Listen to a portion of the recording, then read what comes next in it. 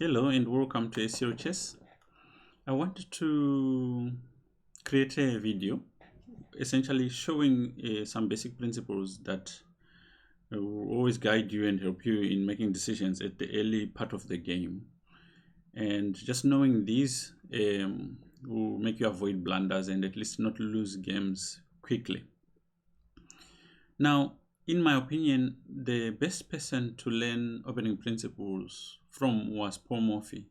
He seemed to be way ahead of his time, and he applied what he knew meticulously. And it seems that his opponents also didn't know what he was doing. So I thought, let's just choose random games. Some of them I've not even seen, and see how he applied the following three basic principles. You'll notice a lot in his games that, first of all, he developed his minor pieces as an important element in the way he played. The second thing was that also when we refer to minor pieces, we mean the bishops and the knights. So everything he was doing was to develop these minor pieces, number one. The second thing was he would aim to castle as quickly as possible. And the last thing was he would also aim to connect the rooks. It makes more sense when you see it in application. So the first game I'm looking at is the first game in his database. He's playing, I think it was his dad, I think Alonso Morphy, I'm not sure. So e4, e5, as you can see, these two moves prepare for the minor pieces to come out. In those days, this opening was very popular. It's called the King's Gambit. And there he goes immediately out with his minor pieces. The King's Gambit is a wild opening, and here black succeeds at preventing white from castling, but in the long run, black is going to struggle because white is going to gain some time chasing the queen away. Okay, so with this move, obviously, black is threatening checkmate. So white blocks the bishop. Okay, so as you can see, just for the beginners, he's threatening checkmate here. So d5, d4 just blocks the bishop, so there's no checkmate, and then knight chases the queen away. And you can see that Paul Morphy now has developed three minor pieces, whereas black, Alonso, has only one. He comes in with his pieces and is making way, and now you notice that all his minor pieces are now out. The only thing left now is somehow he needs to connect the rooks. After d, this is a bad idea because if you think about it, black is the one who's behind in development and should be avoiding opening up the position. But here he realizes that if he takes here, he's going to struggle with some issues after rook e1, and the queen and king are in the same line, and after something like this, black's position is collapsing. So after pawn takes, he castles. Paul Morphy takes the opportunity. He doesn't take the pawn, but rather creates this pawn on the 6th rank, which is annoying, pushing black a bit further back. So rook comes to open file. Now he doesn't succeed at connecting the rooks, but you can see that his other rook can now come in after the king goes here. It comes in, and there he goes. And it didn't take him long to actually win this game after take, rook takes, attacking the queen. Wherever the queen goes, he's going to discover check here and win the game. So let's say, for instance, it goes here, then check would actually mate. So here, after rook takes, Alonso resigned. Okay, let's look at the next one. Okay, against here, NN, this was in the old days, if someone from a, let's say, a family of royalty or noteworthy came to play chess and they lost, they would always be recorded as NN because they didn't want people to know. So e4, e5, And here, a very unusual move from Morphy, h3. But he starts again developing the minor pieces. As you can see, his opponents don't really understand that's what he's doing, and they help him. They help him develop his minor pieces. Now he's got 3 minor pieces in the game, and an open line. And after knight f3, castles h3, you notice that he is castled. The 3 basic ideas: he develops his minor pieces, he castles, he connects the rooks. Queens here, d4. He now opens up the position because he's leading in development.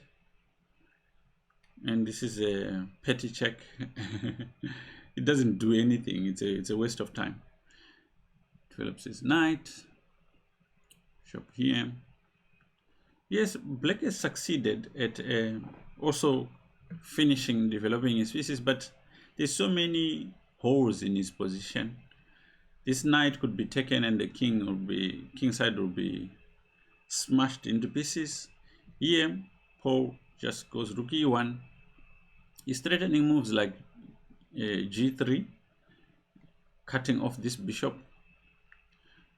Here, terrible idea. Now, here comes what I was saying, was that yes, he managed to complete development, but his king position is destroyed. And after this, nothing can stop queen takes h6 and mate here. So black resigns. Another one. This is another one playing Alonso. Okay, so this I don't get fully what's happening here. Why doesn't he? So okay, so my question is, why didn't he take here? Let's check this one. Okay, queen check is the idea, and this forces, let's say, king e7, and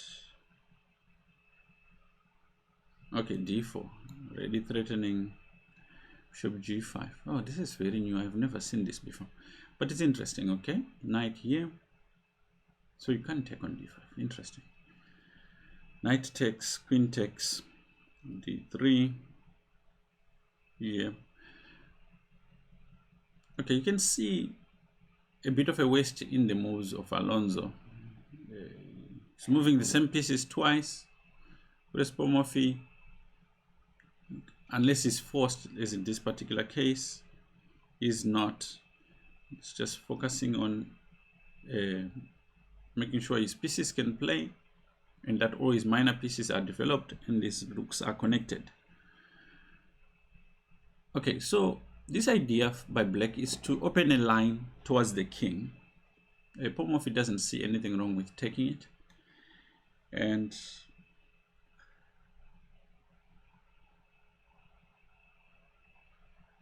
after f3, he makes sure that the rook can come to defend on g2 if need be. And now he opens the queen side where the king is. It looks like black is going, throwing everything in. Then this move idea just to defend the king.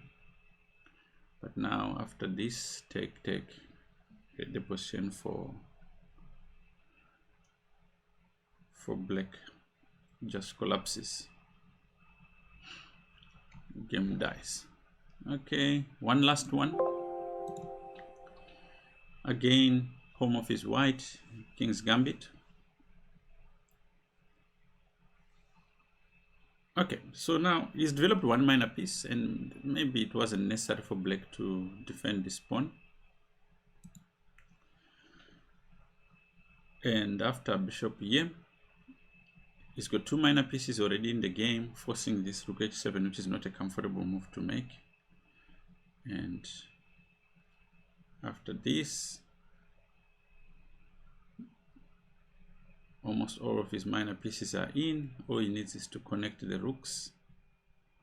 After here, okay, this position is just too good for white.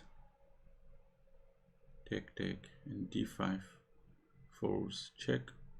I discovered check, and now the rooks are connected. You can see that all of his pieces are taking part in the attack.